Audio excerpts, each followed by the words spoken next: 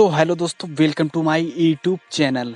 दोस्तों स्वागत है हमारे यूट्यूब चैनल में जिसका नाम है जीके न्यूज भोजपुरी। दोस्तों आप लोग के बीच में एक और न्यूज सॉन्ग का अपडेट लेकर आ चुका हूं, जो कि दोस्तों अंकुश राजा का है। जी हाँ दोस्तों, अंकुश राजा का न्यू एल्बम का सॉन्ग आ चुका है, जो कि दोस्तों हमारे स्क्रीन पर देख सकते हैं। जो कि दोस्तों गाने का नाम है शिव रहने में त्रिशूल भोला जी। दोस्तों गाने का नाम है शिव रहने में त्रिशूल भोला जी, जो कि दोस्तों बहुत मस्त सॉन्ग होने वाला है।